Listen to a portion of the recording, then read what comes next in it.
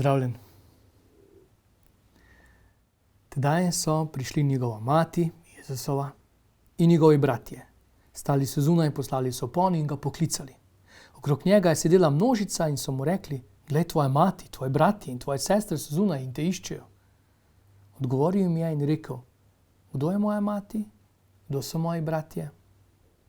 In ozrl se je po tistih, ki so sedeli okoli njega, in rekel: "Glejte, to so moja mati in moji bratje.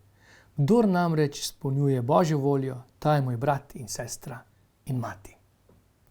Si kar predstavljam množico, od radovedežev do lačnih, do bolnih in tistih, ki so imeli še kaj za hrbtom. Eni so slišali, kaj vse je že naredil. Za take čudeže še prej slišali niso. Da je hodil po vodi, da je vodo spremenil v vino, da je pomiril vihar, celo mrtvega obudil.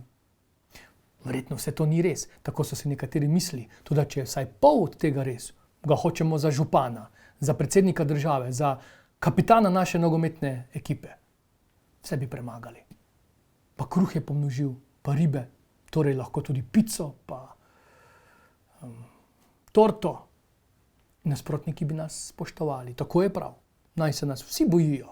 Mi smo najboljši, mi Slovenci, sami športniki in znanstveniki, ekologi, izumitelji.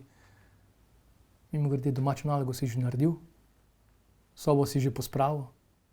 Namesto kakšnega veleizuma, ki bi ga lahko izumil, lahko prostovoljno prevzameš skrb za odnašanje smeti pri vas doma.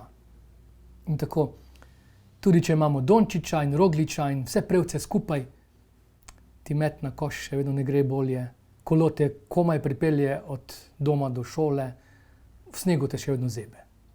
To je pa to v naši slavi. Ker veš, tik preden so prišli do Jezusa, so se njegovi posvetovali, sklenili, da temu naredijo konec.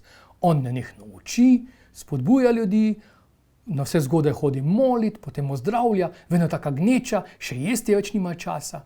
Odkar je Jezus pri njih, ni več miru, tako več ne gre naprej, to je noro.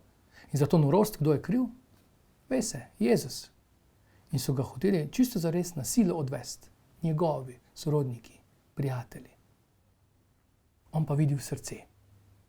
In takrat jim položi vsem besede na srce. Moji prijatelji, moji bratje, sestre, so tisti, ki izpolnjujete Božjo voljo.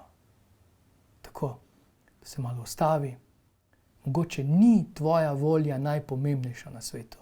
Začni upoštevati za začetek Božjo voljo. Jo živi iz srca. Jezus je obljubil, da bo tudi preko tebe delal čudovite stvari, čudeže. Se vidimo, Bog te živi.